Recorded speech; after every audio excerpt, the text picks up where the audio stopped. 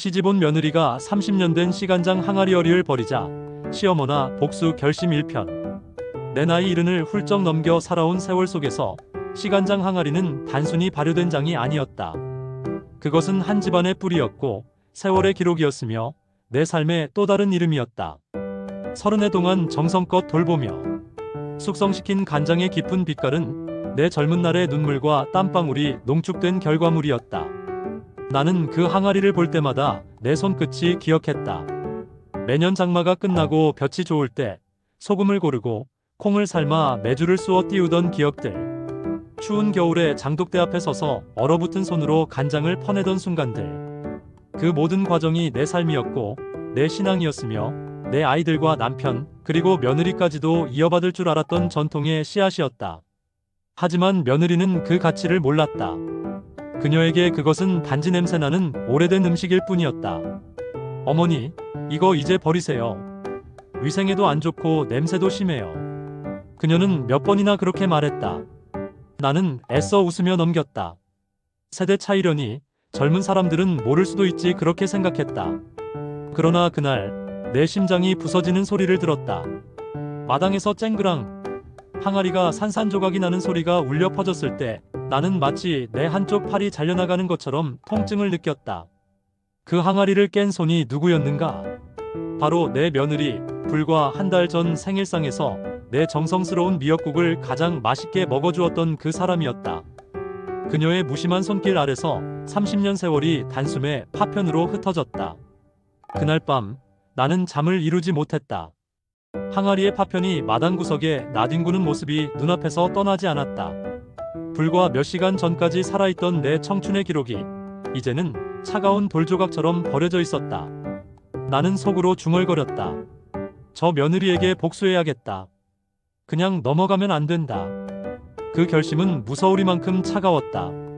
내가 30년을 지켜온 전통을 그녀가 한순간에 짓밟았다. 그렇다면 나도 그녀의 세상을 한순간에 무너뜨려야 한다는 생각이 불처럼 일어났다. 그날 밤 나는 오래된 집안의 대들보를 올려다보며 다짐했다. 저것을 뽑아버리겠다. 시간장을 버린 그날을 이 집안의 기억 속에 영원히 남겨두리라. 내가 왜 이렇게 독하게 되었는가? 사람들은 묻겠지. 불과 한 달 전만 해도 며느리의 생일상을 차려주며 함께 웃던 내가 왜 단숨에 복수를 다짐하는 시어머니가 되었는지. 그 답은 간단하다. 시간장은 단순한 음식이 아니었다. 그것은 나와 시어머니, 그 위로 이어지는 뿌리 깊은 여인의 손길이 전해온 역사였다. 그 항아리를 깬 것은 단지 발효된 액체가 아니라 내 세월과 기억, 그리고 전통에 대한 무시였다. 며느리는 그것을 몰랐다. 아니, 알려고 하지 않았다. 냄새가 난다는 이유로, 새 것이 더 위생적이라는 이유로 30년 세월의 무게를 손쉽게 쓰레기로 치부해버렸다. 그 순간 나는 느꼈다. 내 존재 자체가 그녀에게는 낡은 항아리와 다를 바 없다는 것을. 그래서 나는 독해졌다. 며느리와 나 사이에는 보이지 않는 벽이 있었다. 그 벽은 단지 시어머니와 며느리의 갈등이 아니라 세대와 세대, 가치와 가치가 충돌하는 벽이었다. 내게 있어 전통은 지켜야 할 것이었다. 하지만 며느리에게 전통은 버려야 할 낡은 관습이었다. 나는 간장을 뿌리로 보았고 그녀는 그것을 불편한 냄새로 보았다. 서로의 눈에 보이는 세상이 이렇게나 달랐으니 우리는 같은 집에 살면서도 같은 세계를 공유하지 못했던 것이다. 나는 대들보를 바라보며 결심했다. 며느리가 시간장을 버렸던 그날을 기점으로 이 집안은 다시는 예전과 같지 않을 것이라고. 나는 복수심에 불타올랐지만 그 불길 속에서 스스로도 두려웠다. 정녕 내가 대들보를 뽑아버릴 수 있을까? 그렇게 하면 이 집안은 무너질 것이다. 그런데 이상하게도 그 파멸이 내게는 위로처럼 느껴졌다. 아이러니하게도 내가 복수를 다짐한 대상은 단순히 며느리가 아니었다. 그녀를 통해 드러난 세상의 변화, 전통을 가볍게 치부하는 세대의 무심함, 그리고 시대의 벽에 홀로 서 있는 내 자신의 초라함이었다. 며느리를 탓하면서도 나는 알고 있었다. 진짜 싸움은 시간장과 나 자신 사이에서 벌어지고 있다는 것을. 시간장은 단순한 조미료가 아니었다. 그 속에는 내 젊은 날의 사투, 남편과의 눈물겨운 삶, 아이들의 성장, 시어머니로서의 무게가 모두 녹아 있었다. 한 방울을 찍어 먹을 때마다 나는 그 간장에서 지난 세월의 향기를 맡곤 했다. 짠맛 속에 배어있는 것은 소금만이 아니었다. 그것은 내 인내였고 내 희생이었으며 내 사랑이었다. 그런데 며느리의 눈에는 그저 불편한 냄새와 곰팡이가 낀 낡은 음식으로만 보였던 것이다. 나는 그녀를 원망했다. 하지만 더 깊이 들여다보면 원망의 뿌리는 그녀의 무심함이 아니라 내 세월이 무시당했다는 상처였다. 시간장이 담겨있던 항아리는 이제 산산조각이 되어 마당 구석에 흩어져 있었다. 나는 매일 아침마다 그 파편을 바라보았다. 마치 무덤 앞에서 제를 지내듯 파편 앞에 앉아 눈물을 삼키곤 했다. 며느리는 나를 이해하지 못했다. 그녀는 깨끗한 부엌, 새 냄비와 냉장고를 자랑스러워했다. 어머니, 요즘은 다 이렇게 해요. 이게 위생적이고 좋은 거예요. 그녀의 말은 옳았을지도 모른다. 그러나 옳음이 언제나 사람의 마음을 위로하는 것은 아니다. 나는 옳음보다 더 중요한 것을 알고 있었다.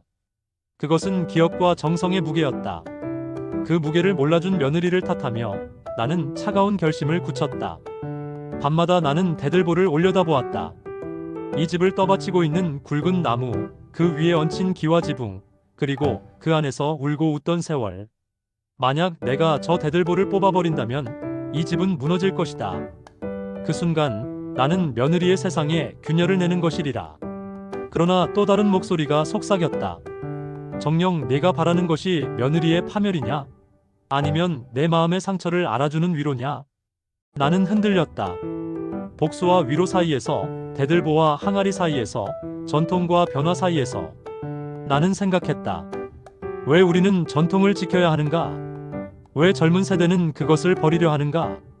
내 세대에게 전통은 생존이었다. 간장은 단순히 맛의 근원이 아니라 음식을 오래 보관하기 위한 지혜였고 가난한 살림에서 꿀보다 귀한 조미료였다. 그러나 풍요 속에 자란 며느리에게 전통은 불편함일 뿐이었다. 그녀는 새로운 것을 택할 수 있었고 낡은 것을 버려도 생존의 위협이 되지 않았다. 세월은 이렇게도 불공평했다. 나는 시간장을 품에 안고 살아왔는데 며느리는 그것을 손쉽게 쓰레기통에 버릴 수 있었다. 그 차이가 바로 우리 세대의 간극이었다. 시간장을 버렸다는 것은 단순한 음식의 문제가 아니었다. 그것은 기억을 버렸다는 것이었다. 내 청춘을, 내 희생을, 내 사랑을 버렸다는 것이었다. 나는 그 사실이 서러워 며느리 앞에서 차마 울 수조차 없었다. 눈물이 흐르면 내가 더 초라해 보일까 두려웠다. 그래서 나는 오히려 차갑게, 독하게 굳어졌다. 그래, 내가 대들보를 뽑아버리겠다. 내가 시간장을 버린 그날처럼 나도 내 세상을 송두리째 흔들어버리겠다. 그 결심은 내 마음을 먹구름처럼 뒤덮었다. 그러나 동시에 그 먹구름은 나를 지탱하는 힘이 되기도 했다. 시간장 항아리가 깨지고 난 이후 집안은 눈에 보이지 않는 침묵으로 가득 찼다. 며느리와 나 사이에는 아무 일도 없었던 듯 일상의 말들이 오갔지만 그 속에는 깊은 균열이 감추어져 있었다. 그녀는 여전히 내 앞에서 웃었고 나는 그 웃음에 억지로 고개를 끄덕였지만 속으로는 천둥 같은 원망이 쌓여만 갔다. 저 웃음이 어떻게 내 눈물을 모를 수 있단 말인가? 어떻게 30년 세월이 담긴 항아리의 무게를 그렇게 가볍게 내던질 수 있단 말인가? 그녀의 말과 행동 하나하나가 내 가슴을 찔렀다. 심지어 평범한 일상조차도 이제는 모두 모욕처럼 느껴졌다. 나는 내 인생 대부분을 시어머니라는 이름으로 살아왔다. 남편과 함께 지탱한 집, 자식들을 키워낸 시간, 시집살이의 고통을 묵묵히 견디며 지켜온 자존심. 그 모든 것이 시간장 항아리에 농축되어 있었다. 그 항아리를 버렸다는 것은 단지 장독 하나를 버린 것이 아니었다. 그것은 내가 지켜온 가문의 명예를, 나의 존재의 증명을, 그리고 내 삶의 정수를 부정하는 행위였다.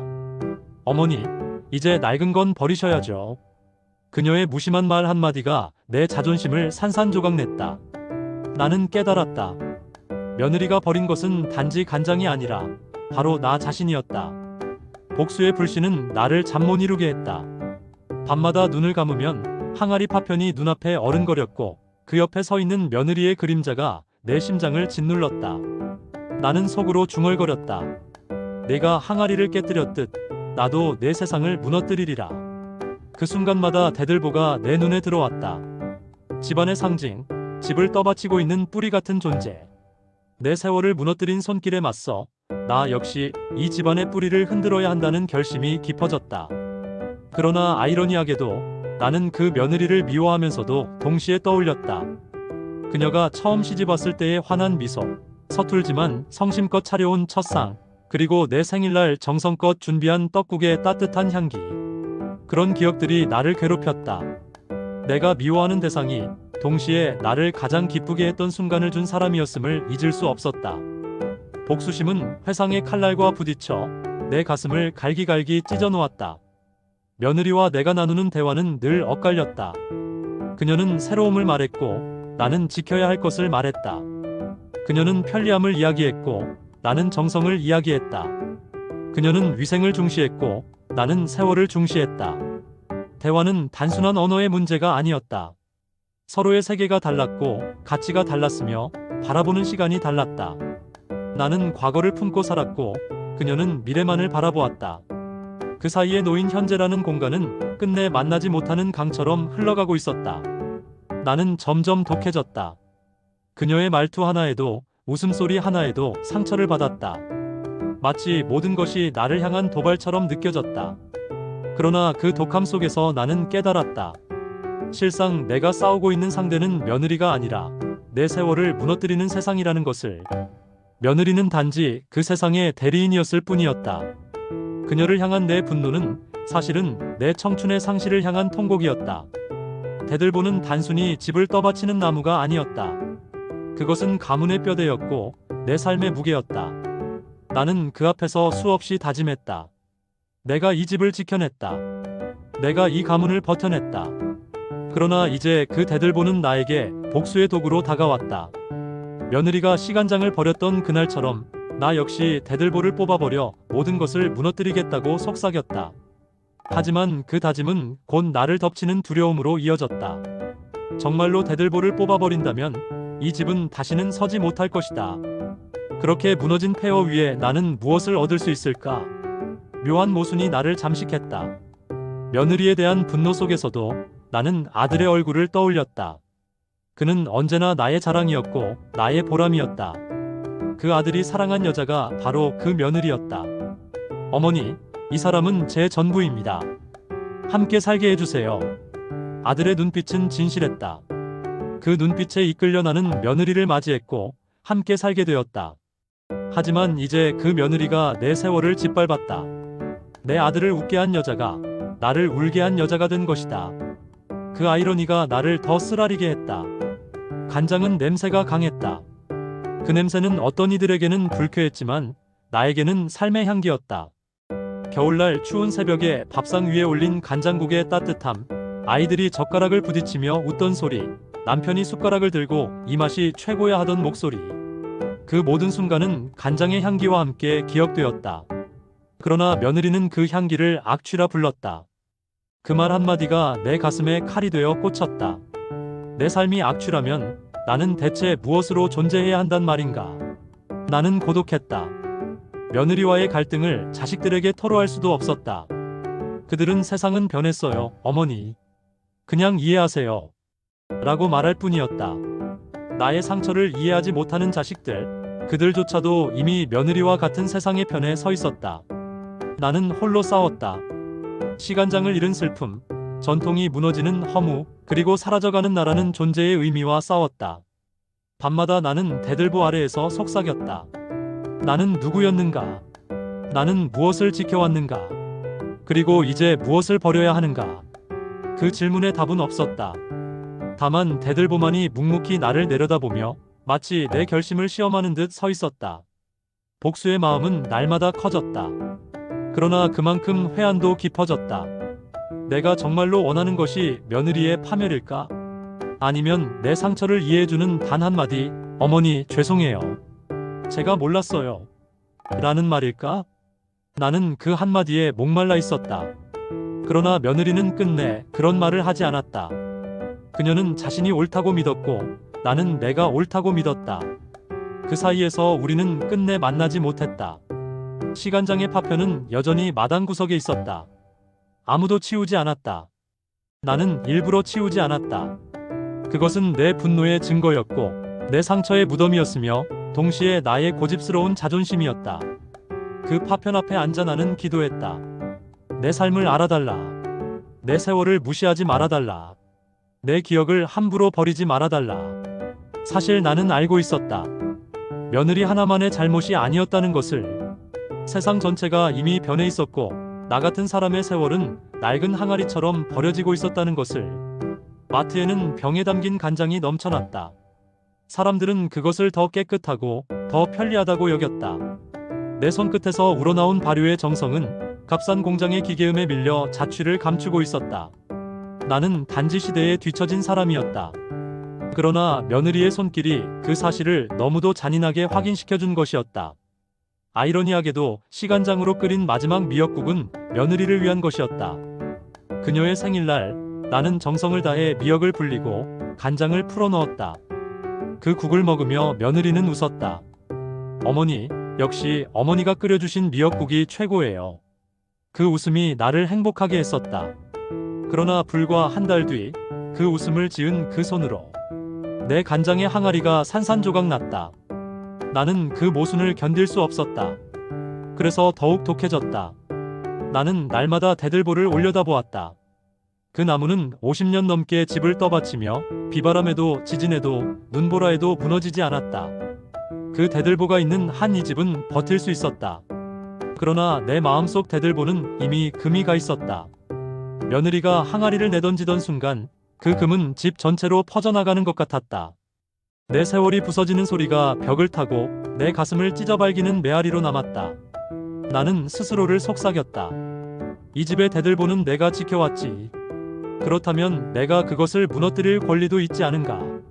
아들은 아무것도 몰랐다. 그는 직장에 다니느라 바빴고 집안의 갈등을 깊이 살피지 못했다. 가끔은 나를 걱정스럽게 바라보며 말했다. 어머니, 요즘 무슨 일 있으세요? 얼굴이 많이 수척해지셨어요. 나는 웃으며 대답했다. 괜찮다. 나이 탓이지. 그러나 속으로는 소리쳤다. 내 아내가 내 세월을 버렸다. 내가 사랑하는 여자가 내 존재를 무시했다. 그것을 내가 알기나 하느냐. 아들에게 차마 말하지 못한 것이 더 고통스러웠다. 그에게 말하는 순간 아들은 나와 아내 사이에서 갈라져야 할 테니까. 나는 그가 멀어질까 두려웠다. 그래서 입을 다물었다. 말하지 못한 마음은 고독이 되어 내 안에 고여 있었다. 고독은 처음에는 눈물이었지만 곧 독이 되었다. 그 독은 내 혈관을 타고 돌며 나를 더욱 차갑게 만들었다. 며느리의 작은 말에도 무심한 행동 하나에도 내 안의 독은 치솟아 올랐다. 나는 표정으로 드러내지 않았지만 마음속에서는 수천 번의 복수를 실행했다. 대들보가 무너지는 장면을 상상했다. 집안이 흔들리고 며느리가 놀라 눈물을 흘리는 모습을 떠올렸다. 그 환영 속에서 나는 비로소 위안을 얻었다. 그러나 그 위안은 오래가지 않았다. 그 환영이 사라지고 나면 오히려 더 큰 공허가 밀려왔다. 시간장 항아리가 깨진 뒤에도 나는 매일 마당 한 구석의 파편을 바라보았다. 햇볕을 받으며 빛나는 갈색 조각들이 내 눈에는 마치 묘비처럼 보였다. 거기에는 내 젊은 날의 웃음과 눈물이 묻어 있었다. 나는 파편 하나를 손에 들고 속삭였다. 네가 나를 지켜주었는데 나는 너를 지켜주지 못했구나. 그 파편을 품에 안고 있으면 내 몸속에서 아직 따뜻한 기운이 피어나는 것 같았다. 그러나 동시에 며느리의 얼굴이 떠올라. 그 따뜻함은 곧 분노로 변했다. 사실 나는 며느리를 미워하면서도 사랑했다. 그녀는 내 아들을 웃게 했고 내 손주들을 세상에 데려왔다. 그 웃음과 울음 속에 나는 또 다른 기쁨을 느꼈다. 그럼에도 불구하고 그녀가 내 세월을 부정했다는 사실은 지워지지 않았다. 사랑과 미움이 얽혀 내 마음은 매일 전쟁터가 되었다. 내가 정말로 미워하는 것은 그녀일까? 아니면 내 세월을 알아주지 않는 세상일까? 그 질문은 끝내 답을 찾지 못했다. 어느 날 밤 나는 대들보 아래 서 있었다. 집안은 잠들어 있었고 고요 속에서 내 호흡만이 들렸다.